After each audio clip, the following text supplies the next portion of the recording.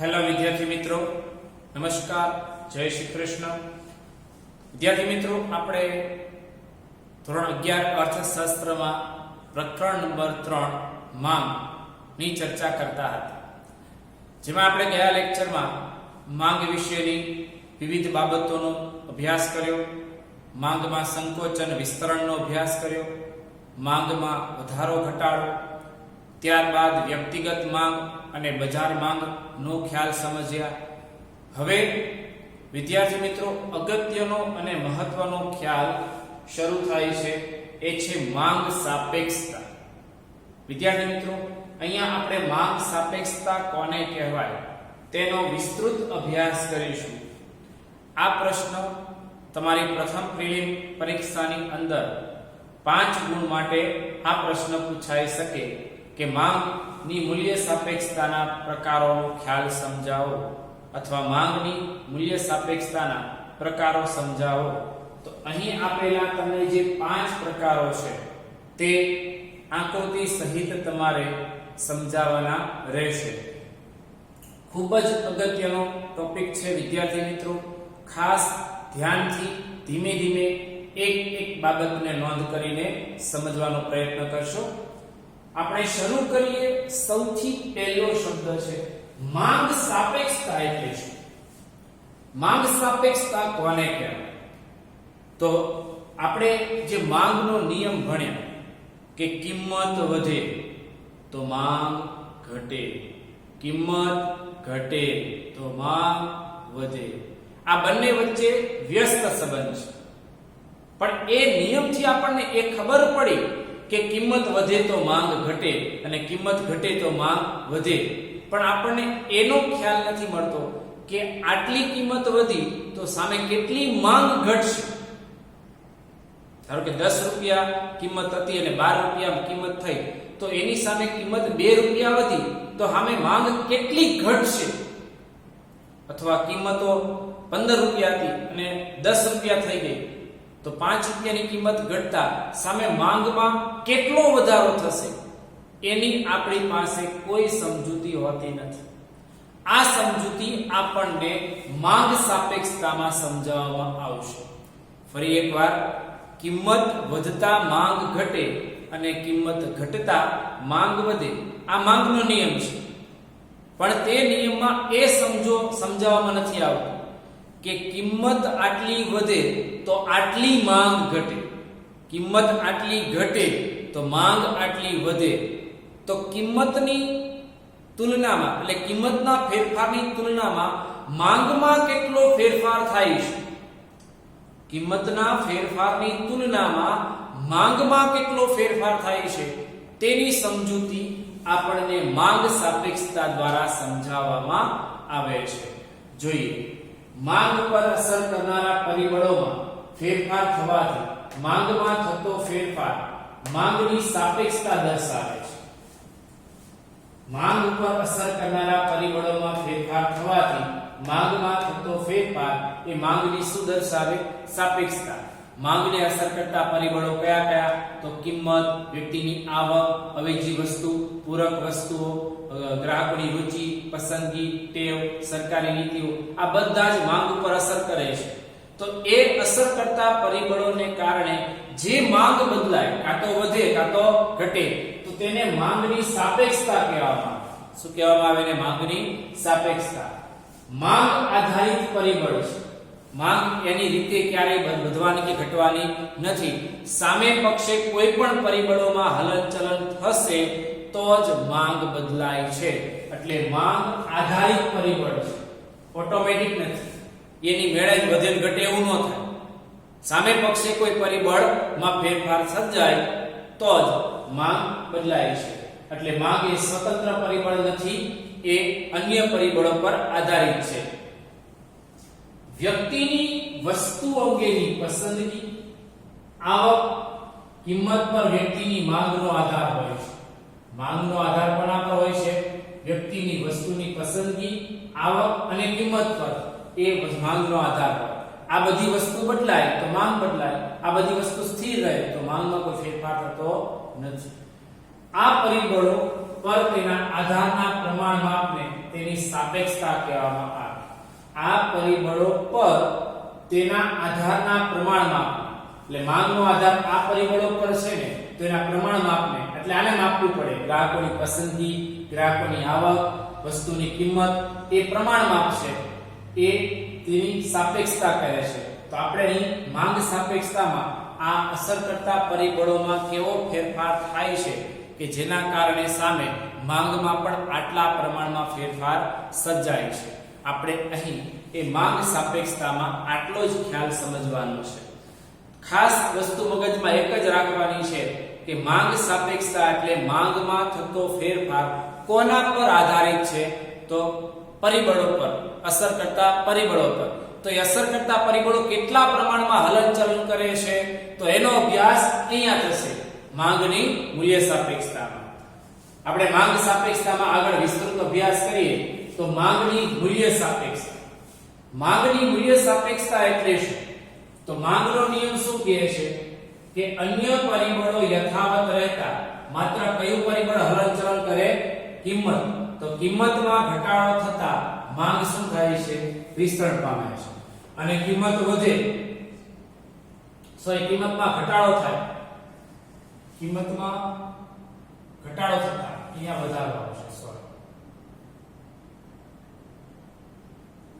કિંમતમાં ઘટાડો થતા માંગ વિસ્તરણ પામે છે અને કિંમતમાં વધારો થતા માંગ શું પામે છે? સંકોચન. એટલે કિંમત અને માંગ વચ્ચે કેવો સંબંધ છે? વ્યસ્ત. આપણે એવું માંગનો નિયમ સમજાવ્યો છે, આ આપણને ખબર છે. કિંમત અને માંગ વચ્ચે કેવો સંબંધ છે? વ્યસ્ત. હવે જો પરંતુ કિંમતમાં થતા ફેરફારો એ વસ્તુની માંગમાં કેટલા ફેરફાર લાવશે? એટલે કે 10 રૂપિયાની કિંમત હતી, હવે કિંમત વધીને 12 રૂપિયા થઈ ગઈ, તો 10 રૂપિયાની માંગ 15 એકમોની હતી, તો એ 10 રૂપિયાની માંગ 15 એકમોની હતી, કિંમત વધી, તો એ કેટલી માંગ ઘટશે એનો અંદાજ લગાડી શકાતો નથી. તે આના દ્વારા સમજૂતી આવે છે. એટલે કિંમતમાં થતા ફેરફારો એ વસ્તુની માંગમાં કેટલા ફેરફાર લાવશે તે અંગેની સમજૂતી માંગનો નિયમ આપતો નથી. તેથી વસ્તુની કિંમતમાં થયેલ ફેરફારને પરિણામે વસ્તુની માંગમાં જે ફેરફાર થાય તે અંગેની સમજૂતી એ માંગની મૂલ્ય સાપેક્ષતા છે. આપણે અહીં જે માંગની મૂલ્ય સાપેક્ષતાના આ 5 પ્રકારો ભણવાના છે એ એટલા માટે જ ભણવાના છે કે વસ્તુની કિંમતમાં ફેરફાર થાય તો તેની સામે માંગમાં ખરેખર કેવો ફેરફાર થાય છે, કેટલો ફેરફાર થાય છે, એ કિંમતના પરિબળોને આધારે આપણે એને સમજવાનો પ્રયત્ન કરવાનો છે. અહીંયા આપણે માંગની મૂલ્ય સાપેક્ષતાનો અર્થ લીધા બાદ માંગની મૂલ્ય સાપેક્ષતાના પ્રકારોની સમજૂતી મેળવવાની છે. આ પ્રકારો મેં તમને કીધું એ મુજબ 5 ગુણમાં તમારી પ્રથમ પરીક્ષામાં પૂછી શકે છે. તો આપણે માંગની મૂલ્ય સાપેક્ષતાના પ્રકારોની સમજૂતી મેળવીએ તે પહેલા આપણે તેનો અર્થ સમજીએ કે માંગની મૂલ્ય સાપેક્ષતાનો અર્થ શું છે. તો પ્રોફેસર માર્શલે આપણને એનો અર્થ કે વ્યાખ્યા આપી છે કે વસ્તુની માંગની મૂલ્ય સાપેક્ષતા વધારે કે ઓછી એનો આધાર કિંમતના ઘટાડાને પરિણામે માંગમાં થતો વધારો મોટો છે કે નાનો છે. ફરીવાર, વસ્તુની માંગની મૂલ્ય સાપેક્ષતા વધારે કે ઓછી, એટલે કે માંગની મૂલ્ય સાપેક્ષતા વધારે છે કે ઓછી છે એનો આધાર કોના પર છે? તો કિંમત ઘટવાને કારણે માંગમાં જે વધારો થાય છે તે નાનો છે કે મોટો છે, અને કિંમતના વધારાના પરિણામે માંગમાં થતો ઘટાડો મોટો છે કે નાનો છે એની ઉપર રહે છે. વ્યાખ્યાને ફરીવાર સમજીએ કે વસ્તુની માંગની મૂલ્ય સાપેક્ષતા વધારે કે ઓછી એ ખબર કેમ પડે? તો પહેલું છે કિંમતના ઘટાડાને પરિણામે માંગમાં થતો વધારો મોટો છે કે નાનો છે, અથવા કિંમતના વધારાને પરિણામે માંગમાં થતો ઘટાડો મોટો છે કે નાનો છે એના ઉપર રહે છે. અને એ બંને બાબતો સમજવા માટે આપણે આ 5 પ્રકારોનો વિસ્તૃત અભ્યાસ કરવો પડે. એના માટે અહીં આપણને માંગની મૂલ્ય સાપેક્ષતાનું સૂત્ર આપ્યું છે. બંનેના જે માળખા આ મુજબ વાત કરી કે વધારો ઘટાડો એ વધારો છે કે ઘટાડો છે, નાનો છે કે મોટો છે, એ આ સૂત્રને આધારે માપી શકાય. માંગની મૂલ્ય સાપેક્ષતા બરાબર માંગમાં થતો ટકાવારી ફેરફાર અને કિંમતમાં થતો ટકાવારી ફેરફાર, જેના દ્વારા આપણે એની સમજૂતી મેળવી શકીએ છીએ. દાખલા તરીકે તમને સમજૂતી આપું. અહીંયા કિંમતના ઘટાડાને પરિણામે માંગમાં થતો વધારો મોટો છે કે નાનો છે એ સમજવું હોય તો ધારો કે કિંમતમાં ફેરફાર છે 10% અને માંગમાં જે ફેરફાર છે એ 30% છે. તો ટકાવારી દ્રષ્ટિએ કયો વધારો છે? તો માંગમાં તો ટકાવારી ફેરફાર વધારે છે અને કિંમતમાં તો ટકાવારી ફેરફાર કેવો છે? ઓછો છે. તો 30/10 બરાબર 3 જવાબ આવશે. આ રીતે ફેરફારની ગણતરી કરવામાં આવશે. માંગમાં થતો ટકાવારી ફેરફાર ઉપર આવશે અને કિંમતમાં થતો ટકાવારી ફેરફાર ક્યાં આવશે? નીચે. એના આધારે માંગની કઈ સાપેક્ષતા મેળવી શકાય? મૂલ્ય સાપેક્ષતા મેળવી શકાય. આ રીતે આપણને કુલ 5 માંગની મૂલ્ય સાપેક્ષતા મળે, જે અહીંયા 5 પ્રકારોના નામની યાદી આપેલી છે. પહેલું છે સંપૂર્ણ મૂલ્ય સાપેક્ષ માંગ, બીજું સંપૂર્ણ મૂલ્ય અનપેક્ષ માંગ, ત્રીજું એકમ મૂલ્ય સાપેક્ષ માંગ અને ચોથું મૂલ્ય સાપેક્ષ માંગ અને પાંચમું મૂલ્ય અનપેક્ષ માંગ. હવે વિદ્યાર્થી મિત્રો, આ 5 ને અહીંયા વિસ્તૃત રીતે સમજૂતી આપી છે. એમાં નંબર 1 લઈએ. સંપૂર્ણ મૂલ્ય સાપેક્ષ માંગ એટલે શું? સંપૂર્ણ મૂલ્ય સાપેક્ષ માંગ એટલે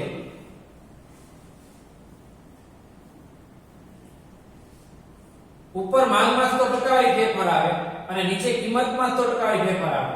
હવે માંગમાં તો ટકાવારી ફેરફાર ખૂબ જ વધારે હોય અને કિંમતમાં તો ટકાવારી ફેરફાર ખૂબ જ નાનો હોય. તો એ સમયે આનો જવાબ અનંત આવે. એટલે કે ઉપર જે માંગમાં તો ટકાવારી ફેરફાર છે ને એ જ જવાબ એનો આવશે. જોઈએ, જ્યારે વસ્તુની કિંમતમાં અત્યંત નજીવો ફેરફાર, આ વસ્તુની કિંમત છે, અત્યંત નજીવો ફેરફાર એટલે 1% દીધું. જ્યારે તેની માંગમાં કેવો ફેરફાર હોય? અમર્યાદિત ફેરફાર હોય. તો આ 10,000 એકમો ટકાની ફેરફાર છે એ અમર્યાદિત ફેરફાર છે. ત્યારે વસ્તુ માટેની માંગ અમાપ ફેરફાર દર્શાવે છે. અમાપ ફેરફારને માપી શકાય નહીં. તો તેને સંપૂર્ણ મૂલ્ય સાપેક્ષ માંગ કહે છે. આનો જવાબ હંમેશા કેવો આવે? અનંત માંગ. સંપૂર્ણ મૂલ્ય સાપેક્ષ માંગ હંમેશા કેવી હોય? અનંત. એમ પણ કહી શકાય કે કિંમતનો ફેરફાર શૂન્ય હોય અને માંગમાં થતો ફેરફાર અમર્યાદિત હોય તો પણ એનો જવાબ હંમેશા કેવો આવે? અનંત. આપણે આકૃતિમાં જોઈ લઈએ તો અહીંયા કિંમત સ્થિર જ છે, કિંમતમાં કોઈ ફેરફાર નથી, પણ માંગ બદલાય છે. જુઓ, અહીંયા આવે, અહીંયા આવે, અહીંયા આવે, અહીંયા આવે, અહીંયા આવે. તો માંગમાં તો ફેરફાર અનંત છે પણ કિંમતમાં તો ફેરફાર કેવો છે? શૂન્ય. તો હંમેશા આનો જવાબ કેવો આવશે? અનંત. કેમ કે માંગમાં તો ટકાવારી ફેરફાર ઉપર આવે અને કિંમતમાં તો ટકાવારી ફેરફાર કેવો આવે? નીચે આવે છે. એટલે આનો જવાબ હંમેશા અનંત આવશે. અનંતમાં જવાબ આવે એને મૂલ્ય સાપેક્ષ માંગ કહેવાય. સંપૂર્ણ મૂલ્ય સાપેક્ષ માંગ કહી શકાય. વિદ્યાર્થી મિત્રો, આ પહેલા પ્રકારની આપણે વાત કરી. હવે બીજો પ્રકાર બિલકુલ આનાથી વિરુદ્ધમાં, મૂલ્ય સંપૂર્ણ મૂલ્ય અનપેક્ષમાં. તો એમાં શું કહે છે? જ્યારે વસ્તુની કિંમતમાં ગમે એટલો ફેરફાર થાય પણ વસ્તુની માંગ સ્થિર હોય. કિંમતમાં ગમે એટલો ફેરફાર થાય પણ વસ્તુની માંગ જ સ્થિર હોય તો તેવી વસ્તુની માંગને સંપૂર્ણ મૂલ્ય અનપેક્ષ માંગ કહેવાય. એનો અર્થ એવો કે માંગમાં તો ફેરફાર કેવો છે? સ્થિર. એટલે માંગમાં ટકાવારી ફેરફાર ઉપર આવે જે શૂન્ય છે અને કિંમતમાં તો ટકાવારી ફેરફાર 100 છે. ધારી લઈએ તો 0/100 બરાબર 0 જ આવે. અહીંયા સૂત્રમાં કિંમત મૂકી આપણે તો માંગમાં તો ટકાવારી ફેરફાર કેવો છે? માંગ સ્થિર છે એટલે શૂન્ય. કિંમતમાં તો ટકાવારી ફેરફાર આપણે 1000 લઈએ તો આનો જવાબ હંમેશા કેવો આવે? શૂન્ય. નીચે ગમે એટલો ફેરફાર હોય કિંમતમાં પણ ઉપર શૂન્ય હોય એટલે જવાબ કેવો આવે? શૂન્ય. તો આને સંપૂર્ણ મૂલ્ય અનપેક્ષ માંગ કહેવાય. જ્યારે પણ મૂલ્ય સાપેક્ષતા આપણને શૂન્ય મળે તો તેને સંપૂર્ણ મૂલ્ય અનપેક્ષ માંગ કહેવાય. અહીંયા માંગ સ્થિર છે પણ કિંમતમાં વધારો ઘટાડો થઈ રાખે છે, કિંમતમાં ફેરફાર થઈ રાખે છે તો તેનો જવાબ હંમેશા શૂન્ય આવશે. અહીંયા કેમ અનંત હતું? એક તરફ ઉપર આંકડો હતો પણ નીચે શૂન્ય હતું તો એનો જવાબ અનંત હતો. અહીંયા ઉપર શૂન્ય છે, નીચે આંકડો મોટો છે તો એનો જવાબ આવશે શૂન્ય. આને કહેવાય સંપૂર્ણ મૂલ્ય અનપેક્ષ માંગ. હવે ત્રીજું આવે, ખાસ જોવાનું, એકમ મૂલ્ય સાપેક્ષ માંગ. એકમ મૂલ્ય સાપેક્ષ માંગ કોને કહેવાય? એકમ મૂલ્ય સાપેક્ષ માંગ એટલે જ્યારે કિંમતના ટકાવારી ફેરફાર અને માંગના ટકાવારી ફેરફાર સરખા હોય ત્યારે માંગ સપ્રમાણ મૂલ્ય સાપેક્ષ છે એમ કહેવાય. અહીંયા 5 માંગમાં થતો ટકાવારી ફેરફાર 5% અને કિંમતમાં થતો ટકાવારી ફેરફાર 5%. 5 5 જાય એટલે બરાબર 1. માં ધારો કે 20% માંગમાં થતો ટકાવારી ફેરફાર 20% છે અને કિંમતમાં થતો ટકાવારી ફેરફાર પણ કેટલા ટકા છે? 20% છે. તો આનો જવાબ હંમેશા કેવો આવશે? 1 જ આવશે. આને સપ્રમાણ મૂલ્ય એકમ મૂલ્ય સાપેક્ષ માંગ કે સપ્રમાણ મૂલ્ય સાપેક્ષ માંગ કહેવાય છે. અહીંયા તમને દેખાય છે કે આ ફેરફાર અને આ ફેરફાર બંને સરખા છે.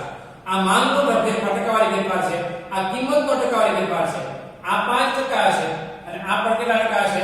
5%. એટલે આનો જવાબ હંમેશા કેવો આવે? 1 જ જવાબ આવશે. આનો જવાબ હંમેશા કેટલો આવે? અનંત આવશે. આનો જવાબ હંમેશા કેવો આવશે? 0 આવશે.